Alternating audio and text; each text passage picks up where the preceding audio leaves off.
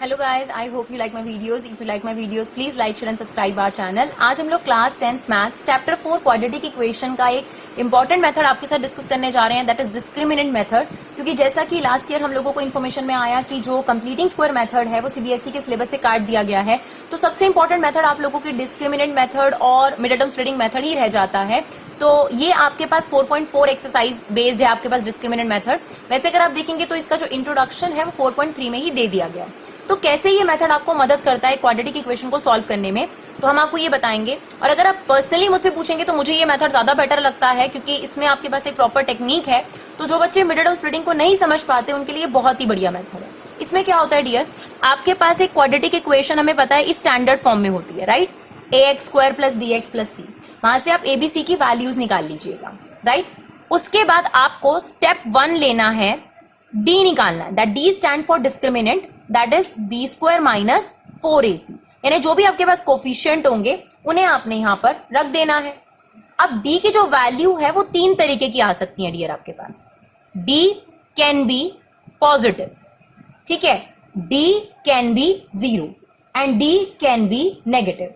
अगर आपके पास यहां से जो नंबर है वो 15, 16 मतलब पॉजिटिव नंबर आ रहा है, तो ध्यान रखिएगा कि आपके पास आपने क्या निकालना है, क्वाड्रेटिक इक्वेशन के रूट्स निकालने हैं, यानी x की वैल्यू निकालनी है। और आपको पता है कितने रूट्स निकल सकते हैं, 2 रूट्स। तो यहां पर d वाले से उसका नेचर पता चल जाता है कि x की कैसी वैल्यूज आएंगी। तो अगर d आपके पास पॉजिटिव आए तो आपके पास रियल एंड अनइक्वल रूट्स होते हैं डियर। मतलब आपके पास x की वैल्यू जरूर निकलेगी और दोनों x की वैल्यूज डिफरेंट होंगी। अगर d 0 के इक्वल आ जाए तब रियल एंड इक्वल रूट्स होते हैं, यानी x की 2 वैल्यूज निकलेंगी और दोनों ही इक्वल निकलेंगी। और अगर d नेगेटिव आ जाए तो आपने आगे प्रोसीड नहीं करना डियर, आपको इसके बारे में क्लास 11th में चैप्टर में सिखाया जाएगा। तो अगर d नेगेटिव आ जाए तो आपने सिर्फ ये लिखना है नो रियल रूट्स और आगे प्रोसीड नहीं करना।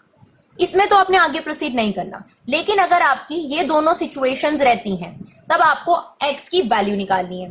तो x की वैल्यू निकालने के लिए हमारे पास फॉर्मूला हो जाएगा -b + √d divide by 2a 1 and another is -b - √d divided by 2a। इससे आपके पास x की 2 वैल्यूज निकलकर आ जाएंगी डिपेंडिंग अपॉन द नेचर। अगर ये वाला नेचर है तो दोनों x की वैल्यू डिफरेंट आएंगी, और अगर ये वाला नेचर है तो दोनों x की वैल्यूज आपके पास पॉजिटिव आएंगी। ठीक है, कंसेप्ट समझ लिया। अब एक्सरसाइज भी देख लेते हैं ताकि आपको ये टॉपिक अच्छे से क्लियर हो जाए। चलिए देखिए, आपके पास कहता है find the real root if exist. Obviously अगर रियल रूट एग्जिस्ट करता है तो हम निकालेंगे। आपको पता है ना, एग्जिस्ट ये दोनों में एग्जिस्ट कर रहा है, चाहे d पॉजिटिव है चाहे 0, इसमें एग्जिस्ट ही नहीं कर रहा तो आप आगे निकालेंगे ही नहीं। इन दोनों सिचुएशन में आपको आगे निकालना पड़ेगा।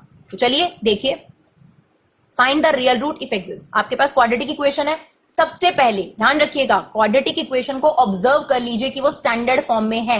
What does standard form means? पहले x² वाली फॉर्म, फिर x वाली फॉर्म और फिर बिना x वाली फॉर्म, ये जरूर ध्यान रखना है। उसके बाद abc की वैल्यू निकाल लीजिए। x² का जो कोफिशिएंट है दैट इज a, x का जो कोफिशिएंट है दैट इज b, और बिना xy का जो कोफिशिएंट है दैट इज 5। इसके बाद d निकालना है हमें, that is b² - 4ac। b की value -3 - 4ac, right. This is 9, this is 40। देखिए पहले से ही आपके पास नेगेटिव आ गया। तो अगर d नेगेटिव आ गया तो आपने क्या लिखना है, नो रियल रूट्स। और अगर आप मिडिल टर्म स्प्लिटिंग के बारे में सोच रहे होते तो आपको पता ही नहीं चलता कि यार ये तो आगे पॉसिबल ही नहीं है, तो निकाल ही नहीं सकते थे। पर d वाला जो मेथड है दैट इज डिस्क्रिमिनेंट मेथड, ये आपको बड़े आराम से बता देता है कि यार आगे प्रोसीड होगा ही नहीं, यानी यहाँ पर x की वैल्यूज नहीं निकल सकती। तो जैसे ही आपका d नेगेटिव आया, just right there is no real roots और आगे निकालने की जरूरत ही नहीं है। चलिए सेकेंड पार्ट देखते हैं। ये आपके पास रूट वाले आ जाते थे तो भी बच्चे घबरा जाते हैं मिडिल टर्म स्प्लिटिंग में। तो डी वाला मेथड बहुत आसान है। a की वैल्यू 3, b की वैल्यू -4√3 और c की वैल्यू 4। ध्यान रखिएगा साइन के साथ आपने लेना है abc की value. Then d b² - 4ac, b की वैल्यू ये रख दी हमने -4ac। अब इसका स्क्वायर करेंगे, माइनस का स्क्वायर तो पॉजिटिव होता है, 4 का स्क्वायर 16, √3 का स्क्वायर 3, 16 3 = 48, 48 - 48 0। चलिए बहुत अच्छी बात है, एक्सरसाइज ने हमें तीनों टाइप के एग्जांपल दिए हैं। पहला एग्जांपल भी हमें दिख गया जिसमें d नेगेटिव है, अब ये दिख गया जिसमें d 0 है।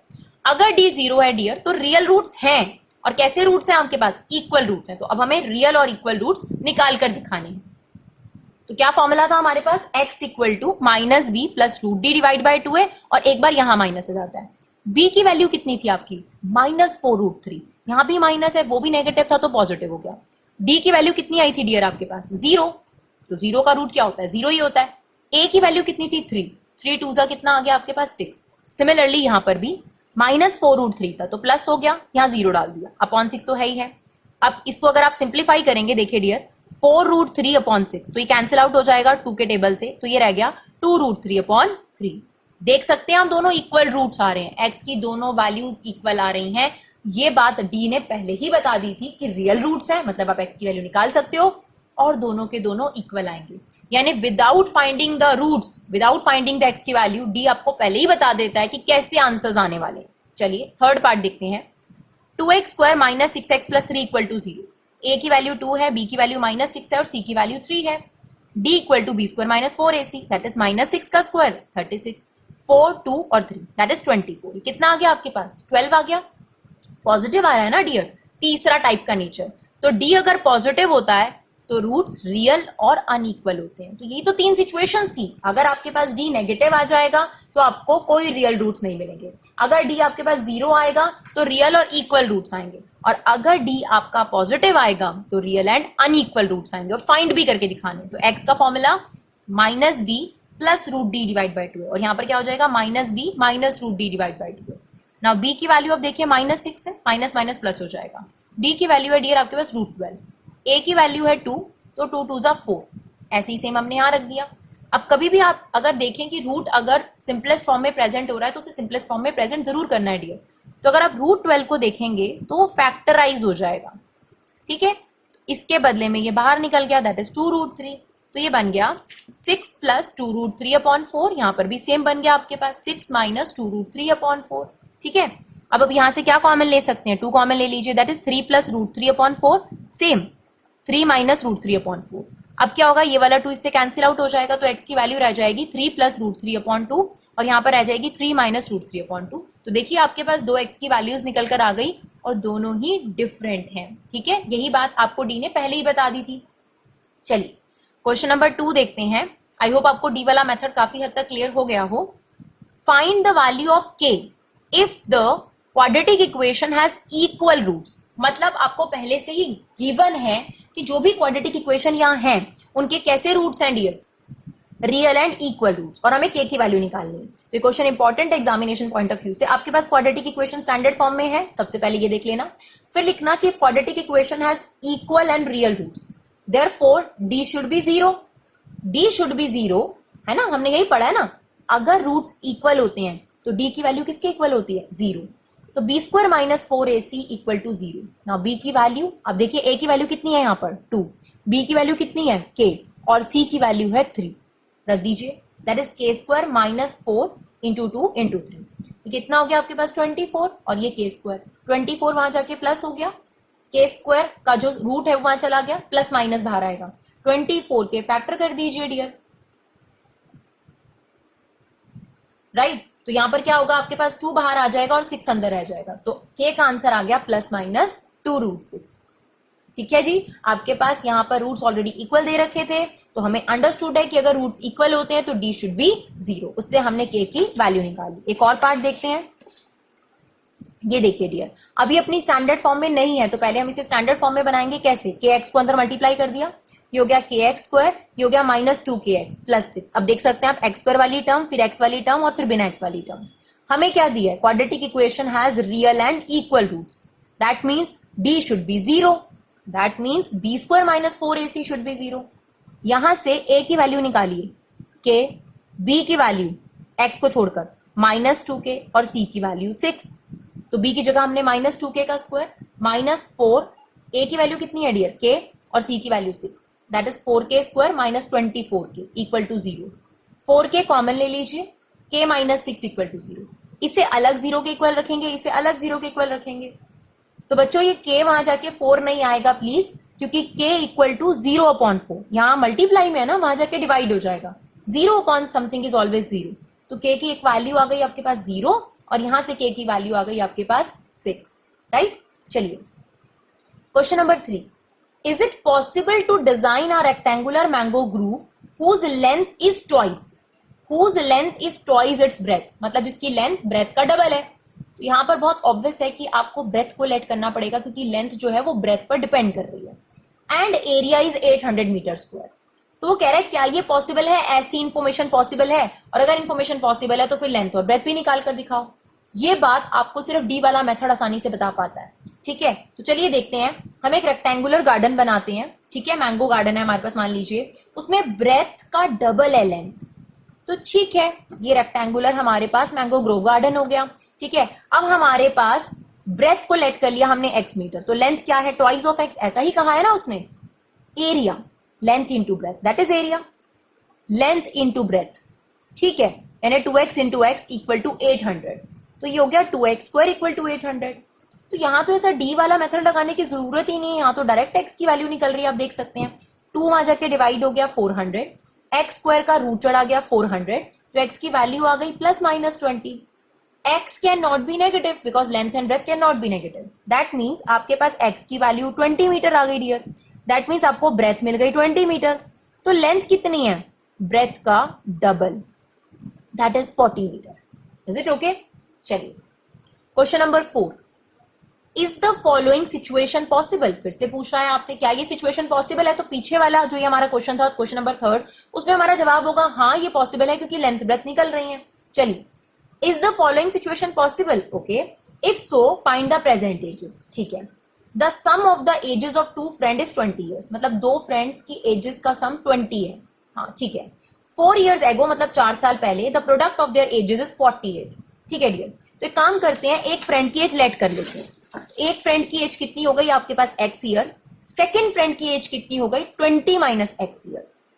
ठीक है, अब कई स्टूडेंट्स ऐसा कहते हैं कि मैम आप ये करके क्यों नहीं दिखाते हैं। डियर, अगर हम करके दिखाएंगे तो आपका टाइम बहुत ज्यादा जाएगा, जो हम पर्सनली नहीं चाहते हैं कि आपका टाइम ज्यादा जाए। क्योंकि अगर हम कर रहे हैं माना, लेकिन अगर आप कॉन्सेंट्रेटेड है तो आप इसे भी ध्यान से सुनेंगे कि लिखा गया और फटाफट बस आपको समझना होता है, उससे आपका टाइम कम लगेगा। क्योंकि ज्यादा टाइम आप वीडियोस पे डिवोट करें एक अच्छी बात नहीं है। हाँ, कभी कभी कुछ रिविजन के लिए आप इन वीडियोस को देख सकते हैं, और अगर समझना है तो भी आपका टाइम कब वेस्ट जाता है। अगर हम लिख लिख के करेंगे तो शायद यही वीडियो आपकी बनार ले लेगी, राइट? इसीलिए हमारा पर्सपेक्टिव ये है, हमें पता है कि बहुत सारे अलग यूट्यूब चैनल्स हैं, उनका अपना अलग पर्सपेक्टिव है, पर हमारा पर्सपेक्टिव ये है कि हम आपका टाइम वेस्ट नहीं करना चाहते और कम टाइम में आपको ज्यादा इंफॉर्मेशन देना चाहते हैं, राइट? इसीलिए हम यहाँ लिखने का टाइम नहीं वेस्ट करते, क्योंकि लिखने में आपके पास टाइम जाता है। ठीक है, चलिए, फर्स्ट फ्रेंड की जो एज है वो x ईयर लेट कर ली।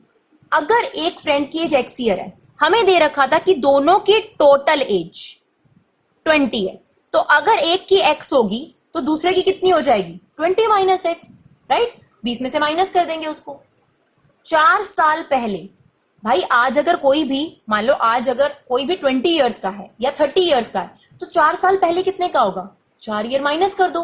तो दोनों फ्रेंड की एज में से हमने 4 माइनस कर दिया। फर्स्ट फ्रेंड x माइनस 4, और ये इसमें से भी 4 माइनस कर दिया, तो 20 में से 4 चला गया, ये 16 माइनस एक्स। तो 4 साल पहले दोनों की एजेस ये थी। उसने बोला दोनों की एज का प्रोडक्ट इज 48, तो ठीक है, दोनों की एज का प्रोडक्ट हमने 48 ले लिया। ना x को इन दोनों ब्रैकेट से माइनस 4 को इन दोनों ब्रैकेट से मल्टीप्लाई कर देते हैं, आपके पास ये आ जाएगा। 48 को यहां ले आइए, आपके पास डियर ये क्वाड्रेटिक इक्वेशन बन गई, जिसमें हमने माइनस एक्स स्क्वायर को आगे लिख दिया, लेफ्ट राइट नहीं करा, बस उसी साइड में आगे लिखा है, तो साइन चेंज नहीं होता। ठीक है, 16x plus 4x 20x minus 64 minus 48 minus 112। ठीक है, अब हम यहाँ नेगेटिव नहीं रहने देते बाहर, तो हम उसे कॉमन ले लेते हैं। जैसे हम नेगेटिव बाहर लेंगे तो अंदर के साइन बदल जाएंगे, ये पॉजिटिव, ये नेगेटिव और ये पॉजिटिव, और जो बाहर नेगेटिव था वो 0 के पास जाकर गायब। अब हम यहाँ डी वाला मेथड अप्लाई करेंगे, क्योंकि यहाँ पर लिखा था इज दिस सिचुएशन पॉसिबल, तो मे बी पॉसिबल और मे नॉट, तो डी वाला ही बेस्ट रहेगा। क्योंकि अगर हम मिडिल टर्म स्प्लिटिंग के बारे में सोचते रहे तो हमें ऐसा लगेगा कि हमें नहीं आंसर आ रहा, बट मिडिल टर्म स्प्लिटिंग शायद पॉसिबल है। लेकिन डी वाला मेथड आपको 1 मिनट में बता देगा कि पॉसिबल है भी या नहीं एक्स की वैल्यू निकालना। तो यहां से देखिए, ए की वैल्यू है 1, बी की वैल्यू है -20, सी की value 112। A B C variable नहीं होंगे, ध्यान रखिएगा, कांस्टेंट होंगे।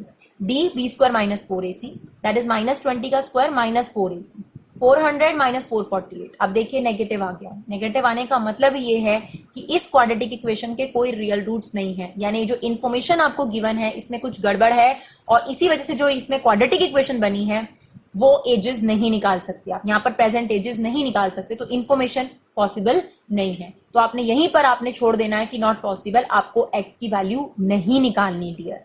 देख रहे हैं आप लोग डी वाला मेथड कितना ज्यादा बेनिफिशियल है। चलिए लास्ट क्वेश्चन देखते हैं आपकी एक्सरसाइज का। Is it possible to design a rectangular park of perimeter 80 metre and area 400 metre square. तो यहाँ पर भी पॉसिबिलिटीज चेक करनी है कि क्या ऐसी इंफॉर्मेशन पॉसिबल है, ऐसा रेक्टेंगल जिसका पेरीमीटर 80 हो और जिसका एरिया 400 हो। अगर पॉसिबल है तो लेंथ और ब्रेथ निकालनी है। तो रेक्टेंगल ले लिया हमने और उसकी लेंथ लेट कर ली x और ब्रेथ लेट कर ली y। तो let the length of the park is x and width of the park is y, right. अब आपको क्या क्या गिवन है, पेरीमीटर। तो हमें पता है कि पेरीमीटर का फॉर्मूला क्या होता है, twice of length plus breadth, ये हमें गिवन है। और एरिया गिवन है length into breadth, right.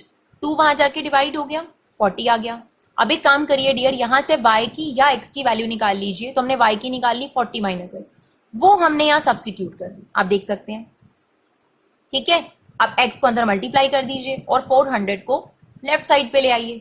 Minus x square आगे आ गया, 40x पीछे, minus 400 equal to 0। Same negative को कॉमन ले लीजिए, कॉमन लेने से ये पॉजिटिव, ये नेगेटिव और ये पॉजिटिव हो जाएगा और वो नेगेटिव 0 के पास जाके गायब। अब पॉसिबल है या नहीं है, इसके लिए हमें क्या करना पड़ेगा, डी लगाना पड़ेगा। तो B square minus 4ac, B की वैल्यू कितनी है डियर, -40, -40 का स्क्वायर करेंगे 1600, माइनस 4ac, ए की वैल्यू है 1 और सी की वैल्यू है 400, तो ये भी आ गया आपके पास 1600, 0। यस, इसका मतलब अगर डी नेगेटिव नहीं आ रहा, 0 आए या पॉजिटिव आए, तो डेफिनेटली आपके पास इस क्वाड्रेटिक इक्वेशन की स्प्लिटिंग हो सकती है और एक्स की वैल्यूज निकल सकती हैं। तो निकाल लेते हैं। तो कैसे निकालेंगे, एक्स की value -b plus minus root D divide by 2a। I hope आपको डी वाला मेथड आ गया हो और आप लोग खुद निकाल सकें, बट स्टिल हम आपको एक आइडिया दे देते हैं। तो एक्स की वैल्यू, बी की वैल्यू कितनी है डियर, -40, तो -40 प्लस माइनस डी कितना है आपके पास 0 अपॉन में 2a, ए की वैल्यू कितनी है डियर 1। तो x की वैल्यू, सॉरी -40 था, फॉर्मूले में भी माइनस होता है, +40, तो इट्स 40 अपॉन 2, क्योंकि 0 का तो कुछ भी नहीं होगा डियर, तो कुछ भी नहीं करना, तो यहां पर क्या आ जाएंगे 20। और आपको पता है कि अगर d 0 होता है तो दोनों x की वैल्यूज इक्वल आती हैं, तो दोनों x 20 ही आएंगे आपके पास। तो इसका मतलब ये है कि आपकी लेंथ आ गई है 20, ठीक है। और आप यहां पर लेंथ को अगर डाल देंगे, 40 में से 20 माइनस करेंगे तो ब्रेथ भी कितनी आ रही है आपके पास, 20। तो आई होप आपको ये वीडियो समझ में आया हो। Thank you so much guys for your love and support. Please share, क्योंकि आप लोगों का एक शेयर और आप लोगों का एक सब्सक्राइब हमारे लिए बहुत इंपॉर्टेंट है।